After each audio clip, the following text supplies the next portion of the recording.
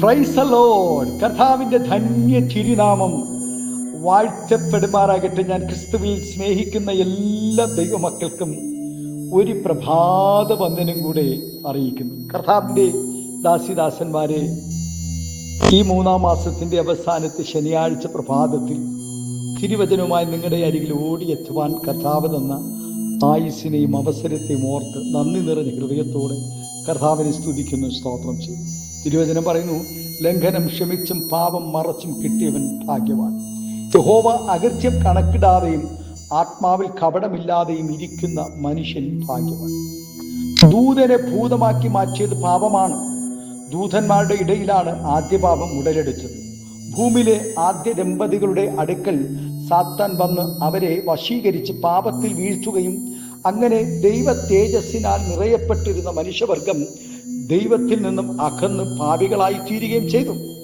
ആദമീയ രക്തത്തിൽ ജനിക്കുന്ന സകല മനുഷ്യരും പാപികളാണ്. ജന്മനാൽ പാപികളായിരുന്ന മനുഷ്യൻ കർമ്മം കൊണ്ടും പാപികളായി തീർന്നുകൊണ്ടിരിക്കുന്നു. പാപം ചെയ്യാതെ നന്മ മാത്രം ചെയ്യുന്ന ഒരു നീതിമാനും ഭൂമിയിലില്ല. ദൂതന്മാർ പാപം ചെയ്തപ്പോൾ ദൈവത്തിന് അവരോട് ക്ഷമിക്കുവാൻ മനസ്സില്ലാതെ അവരെ നശിപ്പിച്ചു കളഞ്ഞു. എന്നാൽ തെറ്റു ചെയ്ത മനുഷ്യരോട് ക്ഷമിക്കുവാൻ ദൈവം കരുണയുള്ളവനായി തീർന്നു. ആമേൻ. യേശുവിലുള്ള വിശ്വാസത്താലും ഏറ്റുപറച്ചിനാലും നമുക്ക് പാപമോചനം വീണ്ടെടുപ്പും ഉണ്ട്. ക്ഷമിച്ച പാപങ്ങൾ കടലിന്റെ ആഴത്തിൽ ഇട്ടുകളയുന്നത് പോലെയാണ് വചനം പറയുന്നത്. അവൻ നമ്മോട് വീണ്ടും കരുണ കാണിക്കും. നമ്മുടെ അകൃത്യങ്ങളെയൊക്കെയും ചവിട്ടിക്കളയുകയും അവയുടെ പാപങ്ങളെയൊക്കെയും നീ സമുദ്രത്തിന്റെ ആഴത്തിലിട്ട് കളയും. സ്വയം നീതീകരണം കൂടാതെ പാപങ്ങൾ പറഞ്ഞ് ഏറ്റുപറഞ്ഞ് അനീതിയുടെ പാപങ്ങൾ മാത്രമേ ദൈവം ക്ഷമിക്കുകയുള്ളൂ. എന്നാൽ പാപത്തിന് പരിഹാരം വരുത്താതെയും പാപത്തിൽ ജീവിക്കുന്നവരുടെയും അവസ്ഥ വളരെ ദയനീയമാണ്. ദൈവത്തെ നന്നായി അറിഞ്ഞതിന് ശേഷം പിന്നെയും പാപത്തിൽ ജീവിക്കുവാൻ ഇഷ്ടപ്പെടുന്നവരുടെ പിന്നത്തെ ജീവിതം വളരെ ദയനീയമാണ്. ആർക്കും അവരെ വിടുവിക്കുവാൻ കഴിയാത്ത അനർത്ഥത്തിലേക്ക് അവർ വഴുതി വീഴുവാനിടയാകും.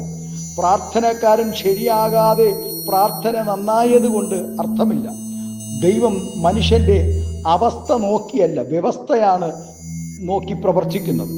കേൾവിക്കാർക്ക് ഇമ്പവും മധുരവും തോന്നത്തക്ക വിധം പ്രാർത്ഥിച്ചാലും ഒറ്റയ്ക്കോ സംഘമായോ പ്രാർത്ഥനയ്ക്ക് ദീർഘസമയം ചിലവഴിച്ചാലും പാപക്ഷമ പ്രാപിക്കാതെയാണ് പ്രാർത്ഥിക്കുന്നതെങ്കിൽ അതുകൊണ്ട് യാതൊരു പ്രയോജനവും ഉണ്ടാകുന്നില്ല. വചനം അനുസരിക്കാത്തവരെ പ്രാർത്ഥന ദൈവത്തിന് ഉണ്ടാക്കുന്നു. അവൻ ന്യായപ്രമാണത്തെ അനുസരിക്കാതെ കേൾക്കാതെ ദൈവവചനം ചെവിത്തിരിക്കാതെ അതിന് സമയത്തെ വേർതിരിക്കാതെ സ്തോത്രം അവന്റെ പ്രാർത്ഥന തന്നെ ദൈവത്തിന് വെറുപ്പാകുന്നു എന്ന് വചനം പറയുന്നു.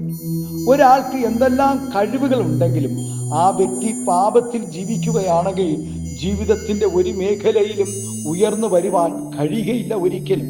പാപത്തിൽ ജീവിക്കുന്നവരും മറ്റുള്ളവർക്കൊരു ഭാരമായിരിക്കുന്നത് പോലെ താൻ തനിക്ക് തന്നെയും ഒരു ഭാരമായിരിക്കുമെന്ന് വചനം പറയുന്നു.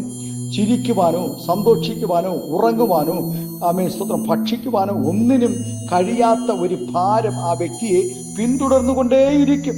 താൻ ചെയ്ത തെറ്റിന് ന്യായമായ ശിക്ഷ അനുഭവിച്ച് ക്രൂശിൽ കിടക്കുന്ന കള്ളന്മാരിൽ ഒരുത്തൻ സ്തോത്രം അനുദപിച്ചും കർത്താവിനെ ഏറ്റുപറയുകയും ചെയ്തപ്പോൾ ദൈവം അവനോട് ക്ഷമിക്കുകയും അവൻ പറുദീസ അവകാശമാക്കുകയും ചെയ്തു.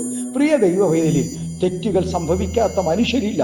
എന്നാൽ സ്വയം നീതീകരിക്കാതെ അവയെ ഏറ്റുപറഞ്ഞാൽ ദൈവത്തിന്റെ കരുണ ലഭിക്കും. നിശ്ചയമായും ആദം പാപം മറച്ചു വെച്ചു, അതിന്റെ ശിക്ഷ പ്രാപിക്കുകയും ചെയ്തു. ഏകസി പാപം മറച്ചു വെക്കുവാൻ ശ്രമിച്ചു, അവന് കിട്ടിയ ശിക്ഷ വളരെ കഠിനമായിരുന്നു. എന്നാൽ തെറ്റ് ബോധ്യപ്പെട്ടപ്പോൾ ദാവീദിന് തന്റെ തെറ്റുകളെ ബോധ്യമായപ്പോൾ മറച്ചു വെക്കാതെ ദൈവസന്നിധിയിൽ അനുദപിച്ചപ്പോൾ ദൈവം അവന്റെ പാപത്തെ ക്ഷമിച്ചു, കുറ്റം ക്ഷമിച്ചു കൊടുത്തു. ഏറ്റുപറഞ്ഞു, ശുദ്ധീകരണം വരുത്തി നല്ല വിശുദ്ധ ജീവിതം തുടരുവാൻ ദൈവം നമ്മെയും ഈ പ്രഭാതം എല്ലാവരെയും ഒരുക്കേണ്ടതിനായി ആ ദൈവകരങ്ങൾ നമ്മെ ഏൽപ്പിച്ചു കൊടുക്കാമോ? നമ്മുടെ പാപങ്ങളെ ഏറ്റുപറഞ്ഞുകൊണ്ട്, ആമേ കർത്താവെ എന്നോട് ക്ഷമിക്കണമേ. അപ്പൻ്റെ മുന്നിൽ വന്ന് ആമേ അനുദപിച്ച് കരഞ്ഞ മകൻ, അപ്പ നിന്നോടും സ്വർഗത്തോടും ഞാൻ പാപം ചെയ്തു പോയി. ഒന്ന് ഏറ്റുപറയാമോ? ഈ പ്രഭാതത്തിൽ നമ്മുടെ കുറവുകളെ ഏറ്റുപറയാമോ? നമ്മുടെ ബലഹീനതകളെ ഏറ്റുപറയാമോ? ആമേ സ്തോത്രം. കഴിഞ്ഞ ദിനങ്ങളിൽ നമുക്കുണ്ടായ കൊടുക്കൽ വാങ്ങൽ, സംസാരം, നോട്ടം, ചിന്ത, ഈ ആമേൻ പ്രഭാതം ഒന്ന് ഏറ്റുപറഞ്ഞു, കർത്താവേ ഞാൻ പാപിയായ ഒരു മനുഷ്യൻ. ഹല്ലേലൂയ.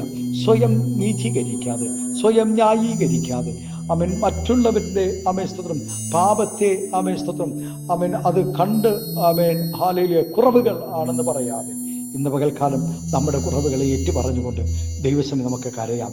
നമുക്കൊന്ന് പ്രാർത്ഥിക്കാം. നമ്മുടെ കണ്ണുകളെ ദൈവസന്നിധിയിൽ അടയ്ക്കാം.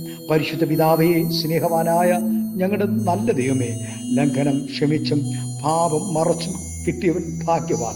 യഹോവ അകൃത്യം കണക്കിടാതെയും ആത്മാവിൽ കപടമില്ലാതെയും ഇരിക്കുന്ന മനുഷ്യൻ ഭാഗ്യവാൻ എന്ന് പറയുന്നു.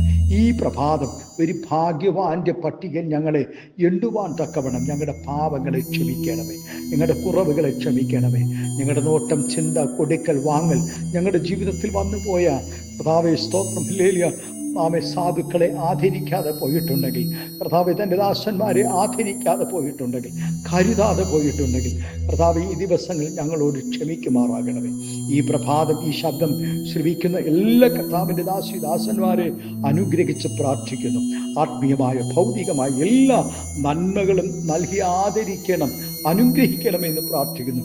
വാർദ്ധക്യ ബലഹീനതയിലായിരിക്കുന്നവരുണ്ട് കർത്താവെ, കഴിഞ്ഞ നാളുകളിൽ ആമേസ്തോത്രം പാപത്തിൻ്റെ ബന്ധനങ്ങളാൽ രോഗബലഹീനതയിലായിരിക്കുന്നവരുണ്ട്, ശാപത്തിൻ്റെ ബന്ധനങ്ങളിലായിരിക്കുന്നവരുണ്ട്. കർത്താവെ, ഈ ദിവസങ്ങളിൽ സ്തോത്രം ഹല്ലേലൂയ, ഈ ശബ്ദം അവരുടെ ജീവിതങ്ങളിൽ വലിയ വിടുതലിനും ആശ്വാസത്തിന് കാരണമാക്കി തീർക്കണമേ എന്ന് പ്രാർത്ഥിക്കുന്നു. കർത്താവെ, നിങ്ങളുടെ യൗവനക്കാർ പാപത്തിൽ വീണു പോകാതെ, തലമുറകൾ പാപത്തിൽ വീണു പോകാതെ, നിങ്ങളുടെ വിശ്വാസം കുഞ്ഞുങ്ങൾ പാപത്തിൽ വീണു പോകാതെ ദൈവകൃപയിൽ നിൽപ്പാൻ സ്വർഗം കൃപ നൽകണമേ എന്ന് പ്രാർത്ഥിക്കുന്നു. പിതാവിൻ്റെയും പുത്രൻ്റെയും പരിശുദ്ധാത്മാവിൻ്റെ നാമത്തിൽ അങ്ങയുടെ കുഞ്ഞുങ്ങളെ എല്ലാവരെയും അനുഗ്രഹിച്ച് പ്രാർത്ഥിക്കുന്നു. ആത്മീയ ഭൗതിക നന്മകൾ നൽകി മാനിക്കണം, ആദരിക്കണം, അനുഗ്രഹിക്കണം.